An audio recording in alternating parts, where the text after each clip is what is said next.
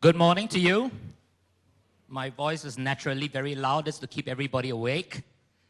All right, just to get you into the mood for this session, because it seems rather incongruent at an investment seminar that we are talking about preserving your legacy.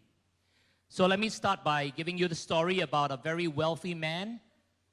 And on his 55th birthday, he decides to throw a big party to celebrate his riches, his wealth.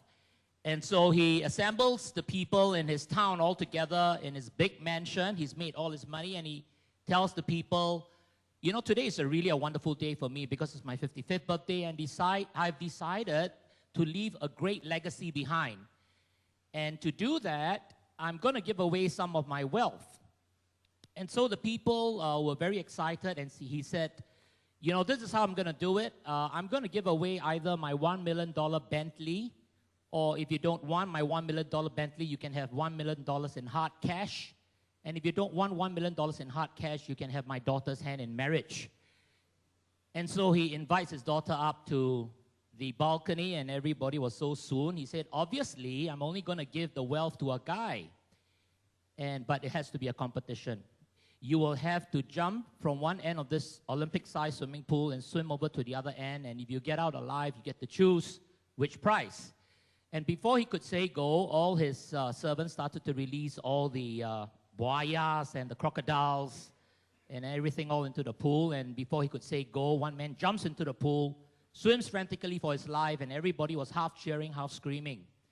The man did make it to the other side of the pool, and the rich man was so impressed that he went to the side of the pool himself and pulled out a towel, grabbed the man out of the pool, and said, I really cannot believe you actually did that.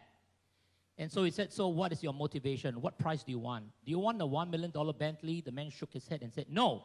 And he said, okay, you want liquidity? You want $1 million in hard cash? The man said, no. And he says, today is not only my birthday, but today is the day I get to meet my future son-in-law. You want my daughter's hand in marriage, so one day when I pass on, half of this entire estate, the legacy that I'm leaving behind, is going to be yours. That's what you want, isn't it? And the man still shook his head and said, no. And this old man was so frantic, he said, then tell me what is it you want. And the man said, I just want to know who pushed me into the pool. In this story, there are three types of people. People who make things happen, people who watch things happen, and finally, of course, the last group are people who do not know what is happening. So I like to believe that everyone in this room is not in the last category. What I'd like to do over the next maybe 40 minutes or so, and I wish I had the time to do more, is to really give you a bit of a scoop on a subject that a lot of people in the wealth planning arena do not talk about enough. And even as you're developing and growing your wealth, there are some very, very key areas that you need to watch out for, because there's such a thing called you don't know when you're going to go. And so in all of our getting, we have to be able to put together certain structures in order to preserve the legacy that we want to leave behind, depending, again, of course, on what kind of a legacy you want to leave behind. So I welcome you to take notes. The PowerPoint slides are rather simple. This just to really just capture the essence of the things that I'm going to share this morning. I will share some of the examples of the people that I plan for. In doing that, I want to highlight to you some of the pitfalls that people often overlook. And so even I'm kind of like glazing through this audience, I can see that some of us are just about ready to do our legacy planning, if you know what I mean. All right, let me very quickly just fire away. Now, there are a couple of questions that I'd like to be able to answer even as we proceed over the next 40 minutes. And the first question that I'd like to be able to answer is a question of what in the world is a legacy plan in the first place? What is a legacy plan? And the second question that I'd like to address is why would you need to plan your legacy even as you're planning for your investment and your retirement? I mean, how do these two things actually come together? How do they work together? And then the final question that I'd like to be able to answer is how then do you create and preserve your legacy? So there are certain financial instruments which are a little bit more ideal in legacy planning, but there are also other legal instruments that we may not be familiar with, and they are going to be very critical even as you are getting and building your wealth, there are certain very, very fundamental, very basic type of financial or legal instruments that you have to put together to make sure that everything is okay. Let me just quickly proceed to the first part, which is the question of what exactly is legacy planning. And if you are like me, I'm a Hokkien, and if you don't pronounce the word legacy properly, it sounds like le ke, then you can finish up the rest of it. Okay, it sounds like le ke si, yeah? Which means you go and die, for those of you who are not Hokkien. But legacy planning, in essence, really has got 4 dimensions to it, and you can just write down these notes. The first part about legacy planning really is a question of what exactly do we want to leave behind? What exactly do we want to leave behind? And of course, when we are speaking about this, we are essentially talking about the assets that we are going to leave behind. It's really the hard assets, as in H-A-R-D.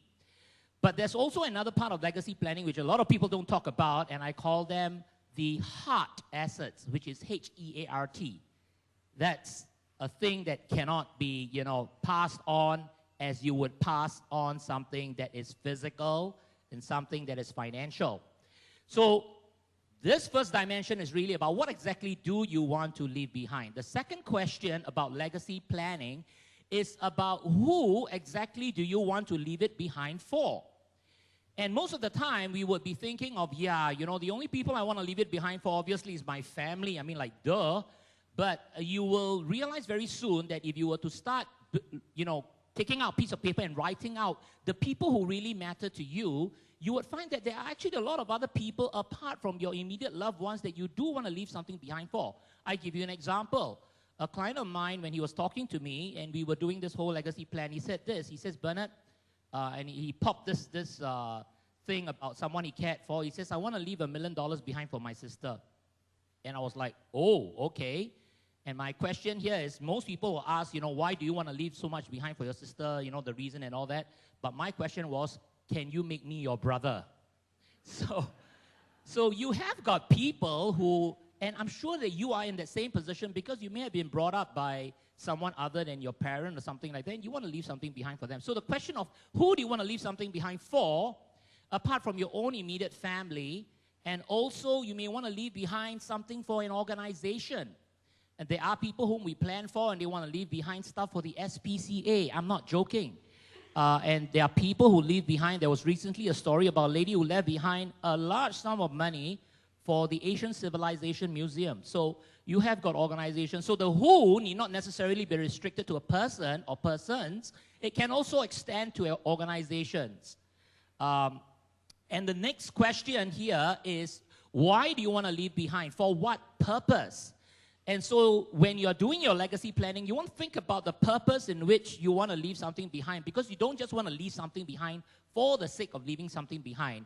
If you're not leaving it behind for the right reasons, you can actually destroy the very people whom you're giving it to. And then finally, the last question is the question of how exactly are you going to do it? And so in legacy planning, this dimension of how is really your understanding of how the legal system works, all the various instruments that are available to you, both financial, tax, as well as legal instruments that you need to put together. And I'm going to give you some examples of that. And so in summary of that, the whole idea of legacy planning has got 2 dimensions. Number 1 is the valuables that you want to leave behind. And may I also submit to you that that is not enough, because there's a Chinese saying that says, 富不过三代, which means to say that wealth does not last more than 3 generations, right? But then there's another dimension which a lot of people forget, and that is actually to prepare the people who are going to receive them in a way that they intended. And that's what we call the values. You don't just leave behind the valuables, you also want to leave behind values, so that the people whom you leave it behind for will know how to use it in the right way. So even as you're building your wealth and all those, one of the best things that we can do as parents is really to train our next generation, our children, on how to handle money. One of the things that I do as a volunteer is I do a lot of voluntary financial counseling. And I tell you, some of the people I'm counseling actually come from fairly well-off families.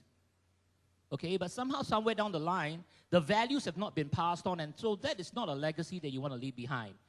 The second, the second dimension of legacy planning is this.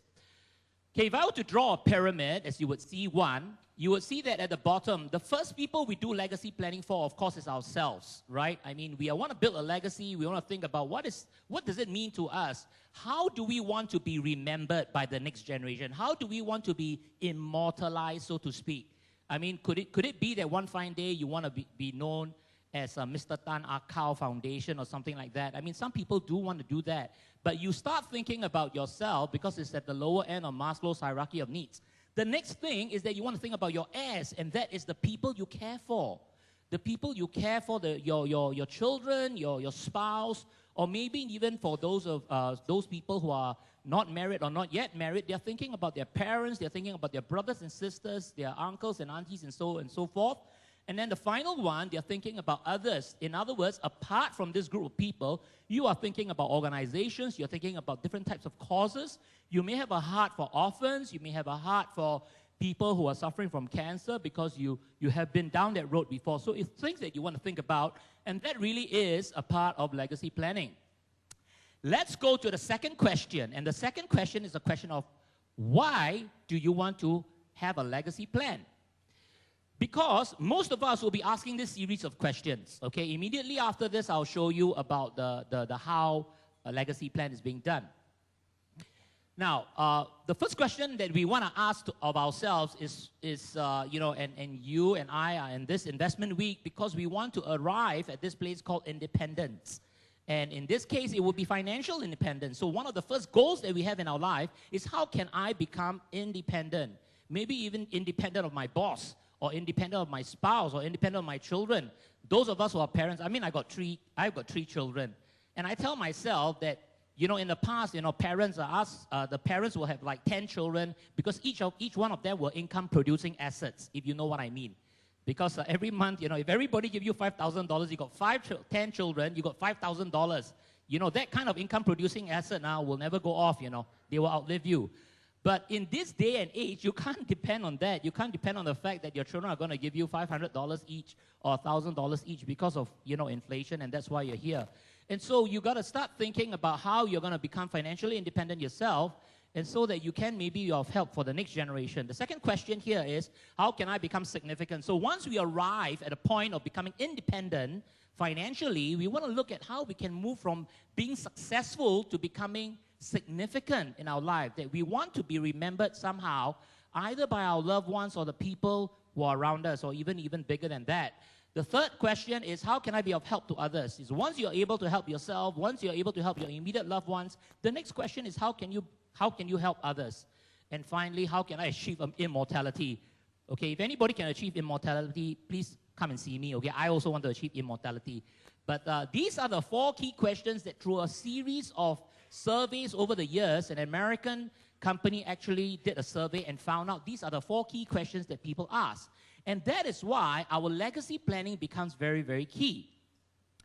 Let me very quickly now move over to the how, because it is enough to talk about the what and the why, but the next dimension is about the how. How do you actually plan for your legacy?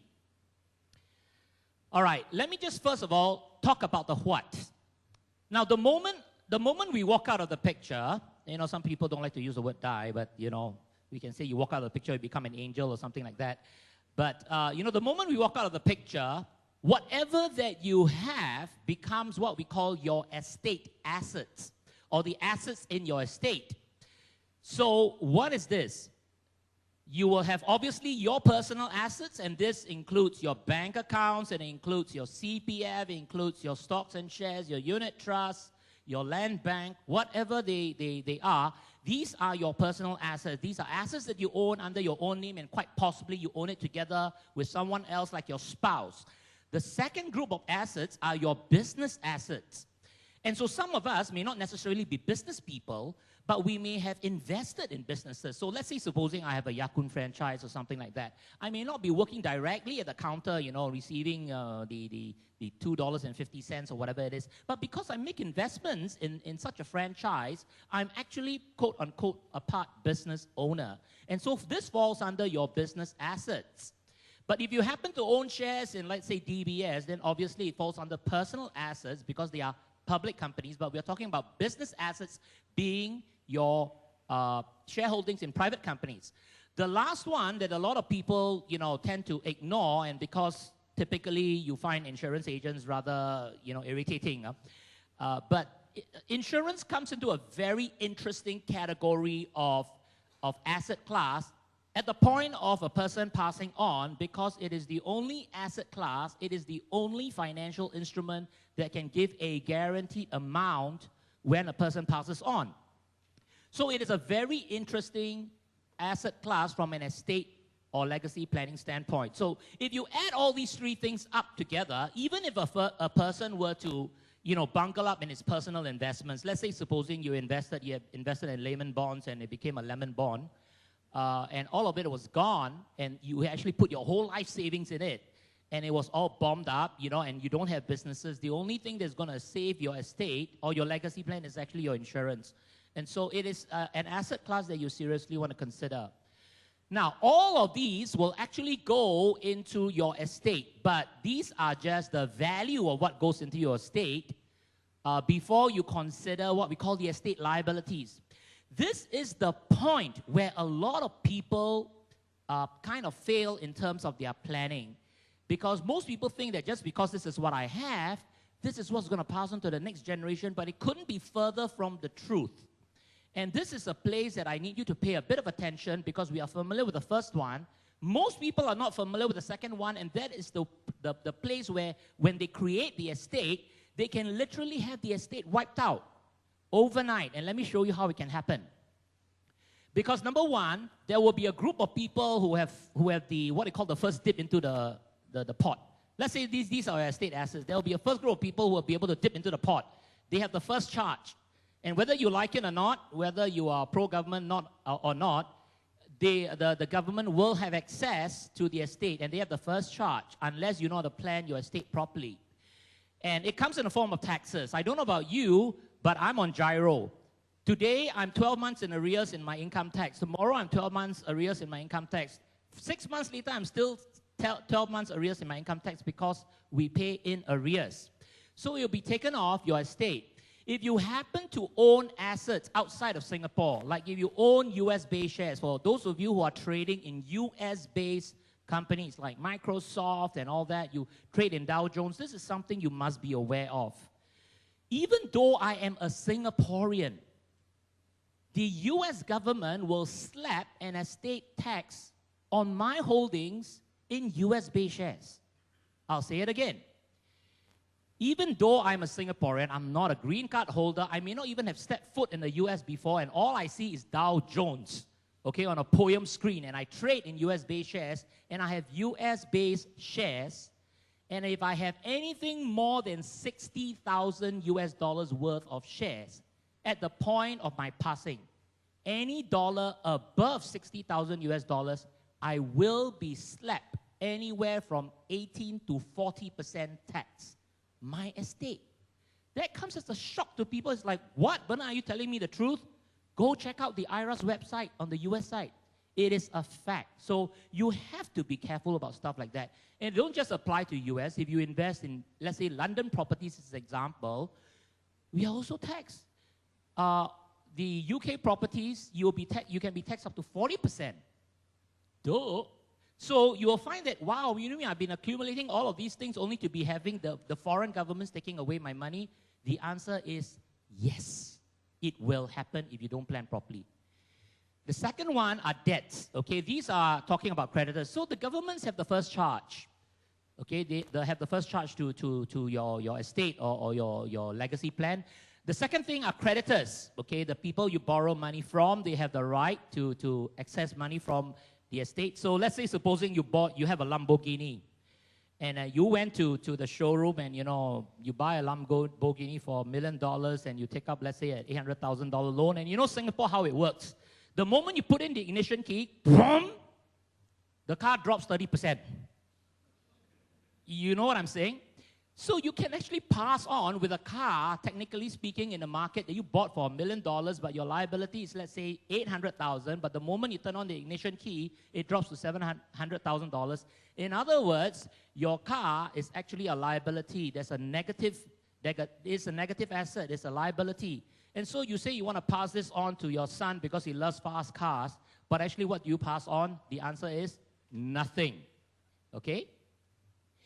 The last category are expenses. So you have the governments, you have the second group of people who are the creditors, and then the last group of people are the professionals, meaning the lawyers, the doctors, the undertakers, and so on and so forth. Because if you were not well before you actually pass on, whether you're well, you're not well, they're not exactly going to waive the medical fees, and neither are the legal fees going to be waived, and the undertakers are not going to waive the fees. Nobody's going to waive anything, okay? So they have excess. So you find that all this can actually take the real value out of everything that you have built all your lifetime, okay? And so what are other components that might affect the value of what you're going to pass on to the next generation by way of your legacy? First of all, is what exactly is the value that you have on this particular asset class? So if this particular asset class is something that you have geared, you have taken a loan upon, and actually at the point of your passing, that particular asset class is actually not worth very much, then you're not passing on very much. You can have a portfolio of $1 million in shares, but at the point of your passing, it happens to be stock market crash, okay? I mean, that's just the way it is. The second one is whether that asset class is going to be solvent. Here again, is your liability higher than the value of your asset? I spoke about the Lamborghini as an example. You may think that it's worth $1 million $1 million car, but actually it is worth, is negative $100,000. And then the final thing is that asset class easy to sell off and realize for cash?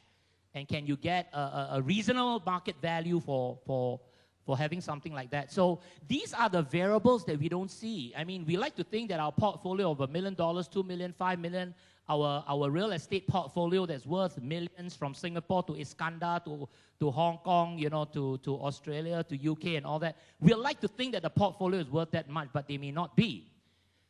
Okay, so these are the variables. Now, let me show you a real example of what I mean. And this actually plays itself out by showing you the three things working together as a variable and how this particular individual, and this is a true story, how this particular individual actually had his whole entire share portfolio wiped out, $3 million worth of it.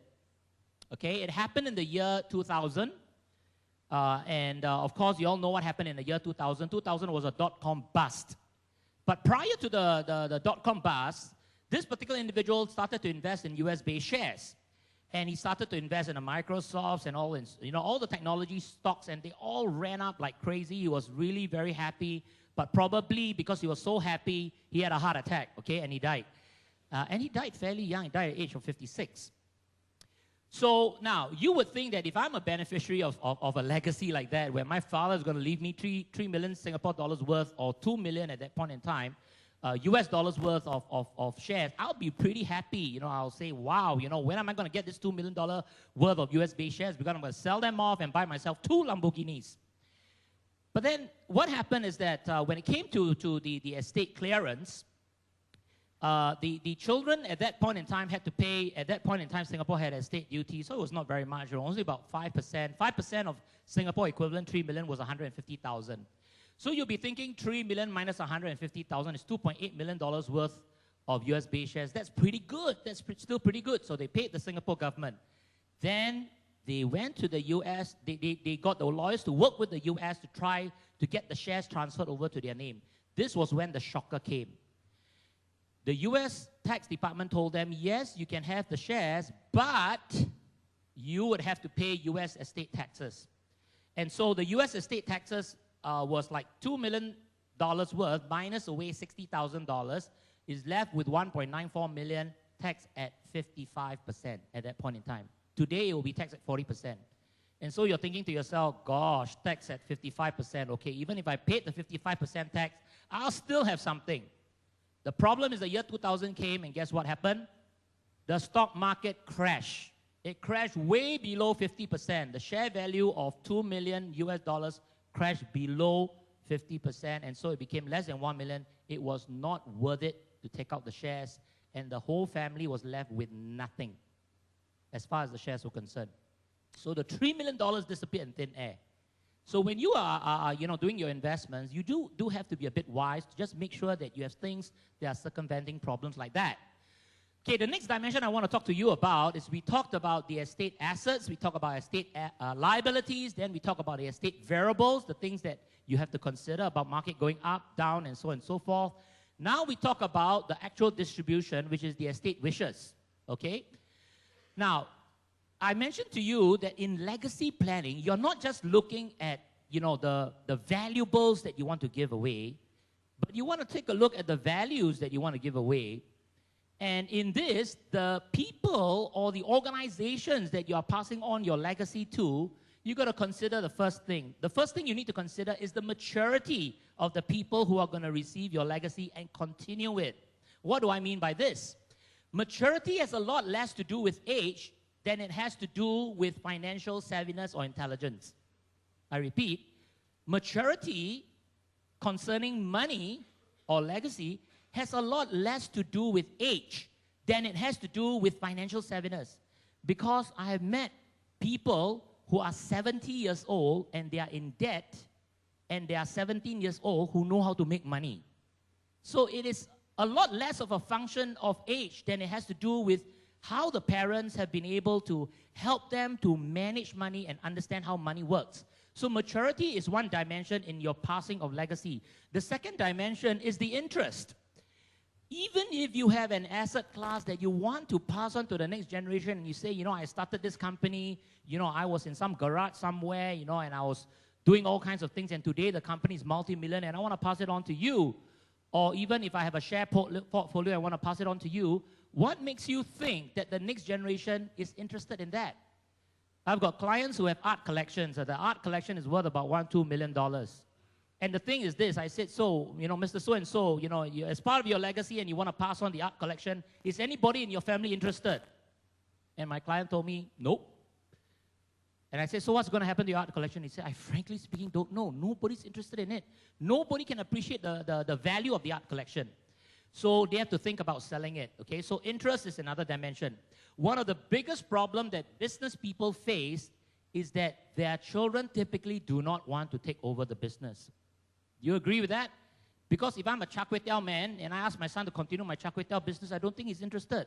Unless he tells me, can I franchise this Char Kway Teow business? Then I want to run it. Okay, so many business people face this problem of the lack of interest of the next generation to continue the legacy of the father. The last one is the quality of relationships. The quality of relationship that you have with the next generation or the people you want to build the legacy for. What is the quality of your relationship? Because I have seen parents and children who are really on bad terms. I'm going to show you one story later on. It's not that they were on bad terms, but the parents had an idea about what they want to do. But, you know, you may have a situation where you are having some challenges with the people you want to pass on your legacy to, and you need to do something about it, and there are instruments that can help you to do that. Okay, this is an example of a lady who, in the year 2003, this article came out. She was a widow, and she had a semi-D, and she had, amongst other things, a portfolio of stocks and cash and all that. And so the whole entire estate was worth $3.4 million. She had 3 children, but all 3 were adopted. And she decided that the first child, who was a guy, would receive $30,000, not 300, not 3 million, $30,000 out of a $3.4 million. Another daughter received $2,000. And the final daughter, whom she has never seen or heard of for years, the daughter never showed up. She left the daughter with a mere $100. So the moral of the story is, please show up regularly. But it's interesting because, you see, she has built a legacy. She has done well. She's built a legacy of millions of dollars. But then, you know, when it came to passing on, she had an idea of how she wanted to do it. And I mentioned to you the criteria that you may want to think about. Okay, the next thing is the purpose of the estate, okay? And so this is really where the legal part comes into play. And this is where legal instruments become very, very important, because I talked to you about financial instruments. You can have stocks and shares, you can have cash, you can have all kinds of things. And if you think about it very carefully, if you and I were to pass on today, right now, there's only a couple of guarantees that we have. Technically speaking, the cash in the bank, and Richard correctly said that it's only guaranteed for $50,000, right? So the amount of cash we have in the bank, the amount of cash we have in CPF is the other thing. We can't even guarantee the value of our property. We can't guarantee the value of our stocks and shares. We can guarantee the value of our insurance payout. You know, so there are certain financial instruments that can do certain things when it comes to legacy planning. But you see, all of this are the financial instruments. Now I'm going to share with you some of the considerations that you need to have in creating and preserving your legacy from a legal instrument standpoint. The first one is, the first thing you need to do is to know what is your intention. What are your intentions? What are your wishes concerning your legacy? Do you want to give it to certain individuals? Do you want to create it in a certain way and give it in a certain way? What exactly are your intentions? Because more and more, I find that when I'm planning for my clients, they are doing things like, they tell me, you know, Bernard, I don't think I want to give the whole entire amount to this particular child. In fact, I want to stagger it, you know, and I want to place conditions. I want to say that, you know, if you get married, then you get this sum. It's like, wow, so jalat. I mean, I'm sure the government will be very happy. You know, you must get married, then you get this amount of money. You must have children, then you get this amount of money. It's like, oh my goodness. So the intentions are all spelled out very, very clearly. And more so, people are not just giving it like that. They place conditions. And so you got to understand for yourself, what are the conditions? The second thing is that, have you ever thought about who are the people going to step into your shoes to actually help you to execute the legacy when you're no longer around? Have you thought about who is your executor, the person who steps into your shoes immediately when you're no longer around? Have you thought about trustees, people who are going to handle the money for your minor beneficiaries, people who are going to handle money for beneficiaries who are mentally incapacitated? Some people have got special needs children who are still in adulthood, but they cannot decide because they are mentally incapacitated. Have you thought about who are these representatives? Have you thought about the guardianship? Who are the guardians of your children? You have to think about all these things. The next thing is, have you put all these documentation together? Because it's good enough, it's not good enough for you to just say that, you know, I wish I can do this, I really want to do this, I want to give this, and I want to do this. And you even name all these representatives. But you didn't document it. It is called a will. It is called a trust. It is called a CPF nomination. It is called an insurance nomination. You can want to do all these things, but if you fail to put it all in the right documents, it is wishful thinking. All right? Now, let me share with you about a very famous man, Michael Jackson. Okay, I wanted to do a moonwalk, but I think I'm not dressed for it. But Michael Jackson was a very, very interesting story. Michael Jackson, interestingly, was also, actually, more than a pop singer, he was also a businessman, and a very good one. But the thing is that he owed, at the point of his death, $500 million. It's not $5 million, it's $500 million. But his estate, because of the way he did it, was worth much more than that. And one of the financial instruments that he put inside his estate was actually a life insurance policy of $20 million. Not only did he create that asset class, amongst other asset classes, he actually created what we call a trust. A trust, which I don't have enough time to explain what it is, but it's actually an asset protection legal instrument or legal arrangement. So he put some of these asset classes into the trust so that in the event that anything happened to him, he were to go bust, he were to become bankrupt, he were to die, the creditors and blah, blah, blah cannot touch what is inside the trust. And he did it 6 years before he died. The unfortunate thing is this: the person who he entrusted to pay the insurance premium for him actually pocketed the premium. And so $20 million worth of life insurance disappeared in thin air. So the bottom line is, number one, you have to make sure that all these assets here are okay. But the other part of it is, how do you put it into certain legal instruments that's going to protect it from creditors, protect it from so and so and all that? And it's possible, okay? And Michael Jackson actually did that. So today, his beneficiaries still enjoy a pretty good life. Now, in summary, for the whole picture, I decided to draw this out for you. And I want to show you at the top here. Now, I'm just putting it all together because I spoke about the financial part of legacy planning, which means to say that all the asset classes that will go into your estate, I'm talking about the net value here because you still have to minus away liabilities, but the net value of all your personal assets, your cash, your CPF, your stocks and shares, net value, okay? Your unit trust, your land bank, whatever it is, these are all your personal assets. Then your business assets, your shareholdings in private companies, your Ya-Kun franchise, your ABC Private Limited, and so on and so forth, and then all your insurance, they will all, the net value will ultimately go to your beneficiaries, which are people, which are all these at the bottom. Now, this is the financial part, but this part is the legal part. Because at the very least, because we do not know when we're going to go, at the very least, you should have a will.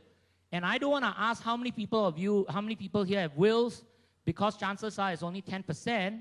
And if you have not done your will, then let thy will be done. Okay? So, your will is going to be really critical because it is one of the most basic legacy and estate planning instrument that you need to put together. And in this, you would name your executor, your trustees, your guardian, and so on and so forth, your beneficiaries, blah, blah, blah. The second group, the second instrument that you need to put together, and this has been something the government has been promoting, and that is the lasting power of attorney. This is a document you need to put together in the event of mental incapacitation. The next one is a trust. It is a legal arrangement which can help you to rule from the grave. They can help you to rule even while you're alive by making sure that those assets in there are protected, provided your conditions are fulfilled, okay? So a trust is getting to become a more and more popular instrument. And then finally, the others like your CPF nomination, your shareholders agreement for those of you who are running businesses, your insurance nomination, your property that is held in joint tenancy together with your spouse, and so on and so forth. So all these legal instruments and arrangement will determine who gets what. So I put the word you here because part of legacy planning doesn't necessarily have to mean that you're out of the picture. It may mean just simply that you want to start giving away during your lifetime, or you are planning so that if you become mentally incapacitated, you still are able to benefit from everything that you have before somebody runs amok with your assets. Then, of course, in your beneficiaries, there are people. This could include your family members, your loved ones. It could include people whom you just care for, and they may not necessarily be your direct family members. And then finally, of course, organizations. Okay, so if you are able to do this part well, you will always be assured that you have a legacy to pass on by way of your valuables. And then if you use the right legal instrument, you can ensure that it will be done. Otherwise, it is wishful thinking. And right at the bottom here, obviously, if you are able to pass on not just your valuables here well, but you are able to pass on your values well, which is very much a part of legacy planning, then the people here will not only be able to receive it, but they will know what to do with it and how to deal with it, okay? So, in conclusion, let me just summarize this. Think through your legacy plan. Think about it well. Think about how you want to plan this thing. So in all you're getting, in all of your creating your wealth, building your wealth, and all those, in all of those things, which is well and good, it is all very much of your wealth plan. Think through your legacy plan, okay? I want to encourage you to do that. Number two, engage the help of professionals to do it. Sometimes DIY stuff don't quite work very well. I've seen wills that I tell you, I'm quite shocked that the will was written in that way. It just doesn't work, okay? So it must be legally enforceable processes. Otherwise, it's useless. And then finally, of course, start as soon as possible. So with that, thank you very, very much for your attention, and have a great investment week.